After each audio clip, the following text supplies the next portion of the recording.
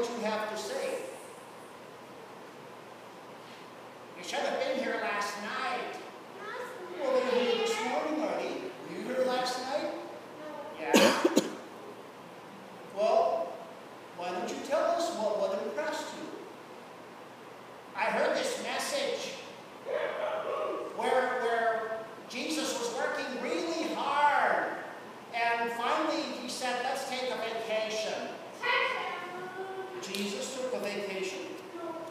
Are you sure that's in the Bible? I thought he worked all the time. No, he said, let's take a vacation. Let's take you 12, and we're going to go away to a secret place.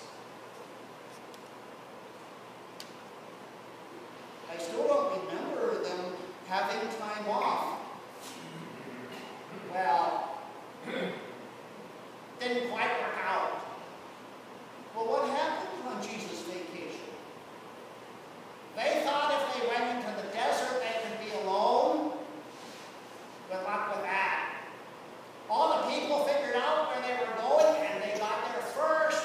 So when Jesus and his friends got out to the secret place, it wasn't so secret.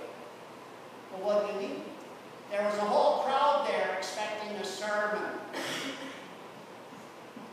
Kind of like when Warren goes to a secret place and he takes his puppets with him, and the crowd, don't go there. All right. So what did Jesus do? Did he tell them to get lost because they were on vacation? Why are you hesitating?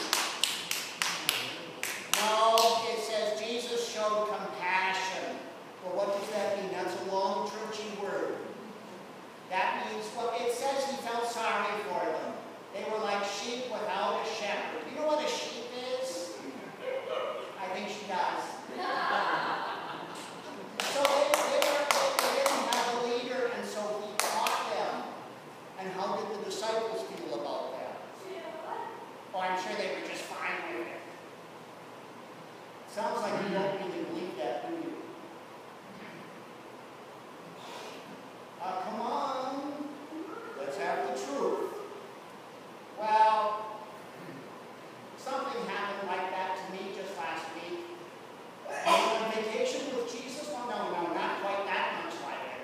But do you remember the last time I was here for a children's sermon? And I had my friend here, that annoying inventor, Doc Sock, who invented the dryer that goes into the future. I do remember that. He's the one who said, great sock party? Yeah, that guy. Well, anyway, what does that have to do with Jesus going on vacation? I always wanted to go into the future. So I got brave and I asked Doc Sock if he would let me ride his dryer into the future. And we set up a date, and I went over there, and he was just setting it for 88 revolutions per minute when it happened. When what happened? Your wife brought down a bunch of socks that needed to be washed. So did you tell them the dryer was unavailable because you and Doc were going to ride it into the future?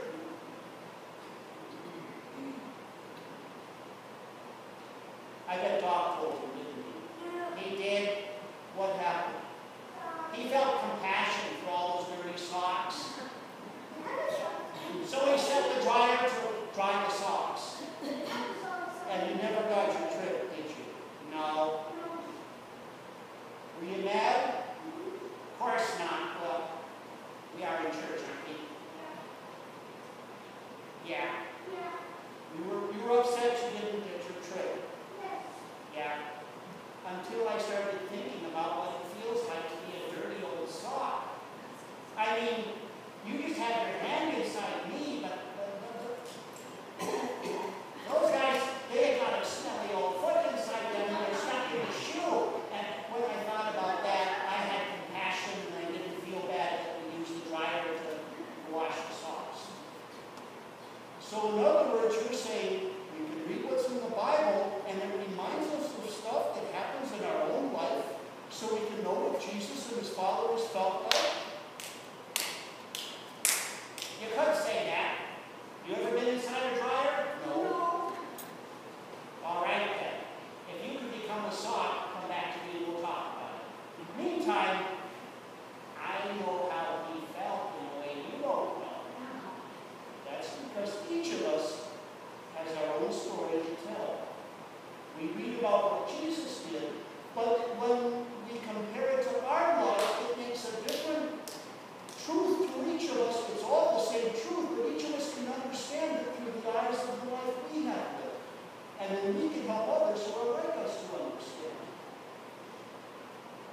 means the next time that I come to church and there's just socks here, you're going to